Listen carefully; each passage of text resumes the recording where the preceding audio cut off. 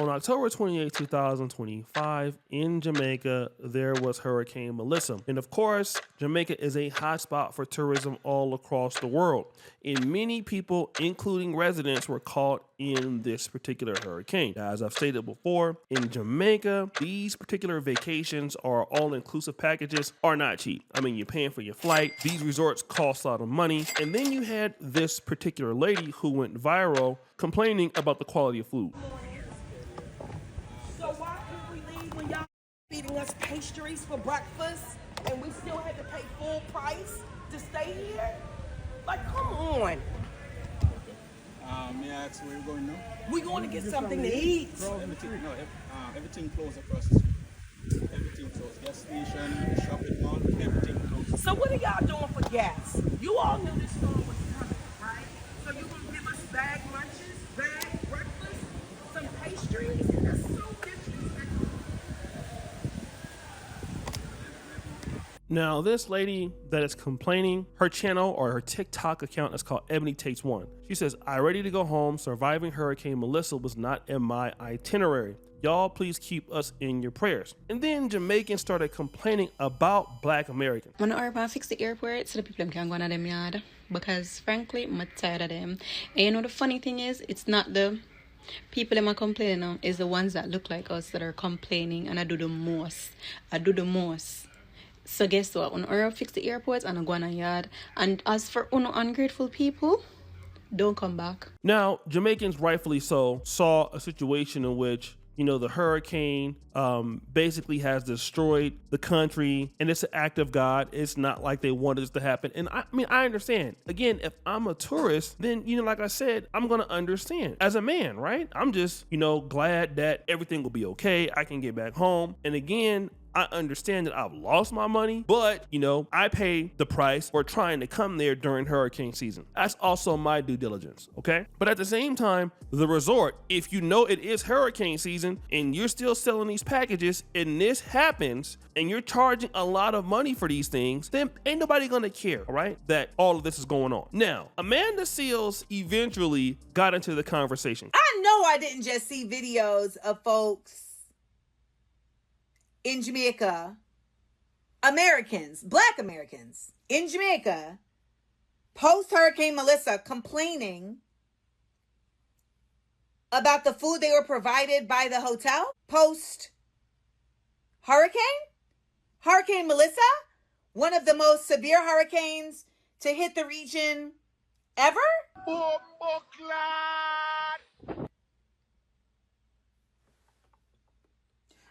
No, you know what? I couldn't have seen that. Cause that would be utterly insane. Disgraceful and ungrateful. As somebody who has actually been in the Caribbean at a hotel during a hurricane, I was in Hurricane Beryl while at Mount Cinnamon Hotel in Grenada last year. I need to remind some of you that these people are literally with your instead of with their families during severe weather event that could affect and impact their lives and their livelihood. And you're talking about what? They're literally there putting together meals with whatever they have to get to you. I remember that folks at Mount Cinnamon was coming through while the wind was moving and crazy and everything, making sure that we had something to eat. Oh, you're damn rude. I had heard that this was happening, and I just assumed it was white folks. I just was like, yeah, that tracks. And this is why we continue to have dissension amongst the diaspora. Because so often folks go other places and act a mess. And there's a version of this that is done by African folks. There's a version of this that is done by Caribbean folks. And there's a version of this that is done by American folks. And everybody needs to stop showing up in other places. So Amanda Seales, you know, like I said, she's from a Caribbean background. I think half Black American, half Caribbean. So she's going in on, you know, she's trying to be a little bit balanced, but I always see Amanda Seales with her commentary. It is quite negative towards Black Americans. And we make a lot of mistakes, right? My commentary can be considered negative, especially on my main channel. But I noticed that here she is coming after our community. But then check this out. So there were some people in Jamaica, they were complaining, a couple of people at the resort, and they used that as an opportunity to start attacking foundational Black Americans, calling us all types of names. Now, come to find out, the women who were complaining at the resort, they were sounding like us, but they're really from Bermuda. They were like their fellow Caribbeans, but they were just using our dialect, basically. They were Bermudan. But that don't matter. They were still using that as an opportunity to crap on foundational Black Americans. They were getting into this whole thing, excuse me, where we're all entitled. Oh, the Black Americans they're entitled. Oh, you're not reading the room. And boy, they were making videos in Jamaica and outside. You had a lot of them over here making videos. Well, why don't you just leave the island, go home? Now, Tariq Nasheed does a response, right? And he says the lady that is being accused of this is not even from the Black American community, okay? She is from Bermuda, all right? And this is why I want to preface this. And again, I'm a person in the Pan-African community. I live in Africa, but I have never been more for delineation more than I am now. I love Africans. I love people from the Caribbean. Like, I will give my shirt off of the bat. If you're a good person, I'll work with you. I don't like to get into tribalism for the most part. It's something I don't do. But if you're going to blame the Black American community or the formerly African American community, whatever you want to call ourselves or identify, freedmen, there's Siouxland, I don't know, right? Us. Let it be something that we did do. And I'm pretty sure it's a lot of stuff that we can do. But now what you have is somebody coming in that grows up in Black America or grows up in New York City, is in the culture, sounds just like somebody, and then they go to the Caribbean and then they start some trouble, and then now people in our community, we get blamed for it. And it's not fair, okay? Don't get me wrong, I can definitely see somebody from our community going out there doing this, but then at the same time, a lot of people from our community would not have acted like this. There's even clips of people from Britain complaining. This is what they gave us in our snack ration meal to go boxes. It has, you know, what is this?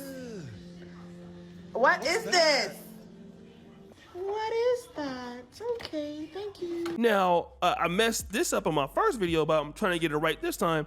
This lady has at least some kind of a British accent or Scottish accent or something, all right? This is what is going on. And so what has happened is Black Americans are being blamed for something that we are not responsible for if this is true. And this is what keeps these kind of ideas coming. Like, somebody from Bermuda grew up in Black America or grew up close to Black America could cosplay. Like, you know, I'm in Uganda right now, right? There is no way I can cosplay a Ugandan accent. If I do something, I did it, right? And you'll know that the American guy there from California who has a very strong West Coast accent, if you will.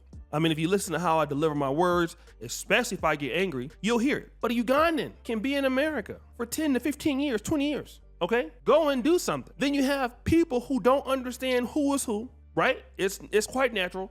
A Jamaican person comes out and says, that person's from America. You know, even a British accent. A Jamaican person that's never left the country don't know what may not always know what a British accent is, may not always know what an American accent is. So you lump them into different group when really it's your own Caribbeans is doing this. And this is why delineation is so strong, because one of the things that Caribbeans do, and they do it very well, is they gatekeep their success. All right, they gatekeep their success, meaning that if they do something and their community benefits from it, only they're going to be able to get it. You'll see it with, you know, Igbos. You'll see it with certain people in certain tribes and things like that. They're not going to let you take credit for none of their successes. It's not going to happen, okay? But now in their failures, Oh, it's easy to put that on somebody else. And see, that's where we got to draw the line. No, y'all need to come over here and get y'all's work. This is what y'all doing. Come get y'all's work. No, this is you, okay? And then you don't get to go out in the communities like some of y'all in Florida that are other people, you know, some of the brothers in the other communities. I love y'all, won't necessarily name y'all names, but y'all go out there and y'all dust it up. You know who you are. You go out there and you have your little beefs, especially in Florida. That's some of you Caribbean brothers. And then we got to take the blame for the stuff that y'all doing. But when y'all communities start doing very well and having success, it's such and such pride and things. This is why delineation is important, so that you can also celebrate your wins and then take your losses too, okay? Because this flat blackness thing, it really isn't gonna work out this way. And this is why people are upset. So this is why you need to know who is responsible for what. In Africa, is pretty much, figured out. You got Ugandan can't go to Nigeria and mess up and don't nobody know it's Ugandan. Ugandan can't go to Kenya and not take that L. You're gonna take that L. And a lot of these people that's coming into the American diaspora, that's fitting in, that's why delineation is important. So when you have an L, your community can answer for your L. We don't need to answer, because you can't just benefit off what the Black American community got to offer, and then we got to take your L's too, and you ain't giving them back. No, I'm sorry. That's something that I believe is just needs to stop. You get to come in, well, now you don't have DI on that other stuff anymore. Benefit from the community, then you can give us your L's. Take your own L's. And this is one of y'all's L's. Those of them from Bermuda love you, love like a play cousin, but if this is true, this is one of y'all's L's. Then y'all done got us into the mix with y'all's L's. And then, but we can't never blame nothing on y'all, because y'all gatekeep y'all stuff. Y'all need to if we're really gonna be honest, open up y'all's flood bank so we can come out there and dust y'all off. Let it be honest. We can go. It could be the same thing. If y'all are going to go, and we're dusty too, trust me, we can really dust it up together. It could be a Pan-Africanism full of dusty. We can all dust it up. Trust me. It could be fun. We can all benefit from the dust. It's no problem. We can dust all of that off. Then we can benefit from everybody's other stuff in this and that. But y'all don't want to do that. So guys, it's your boy, Oshay Duke Jackson. Back at it again. Another episode of The Celebrity Drunk. Pretty sure for all that you do, subscribe to the bell. We're out.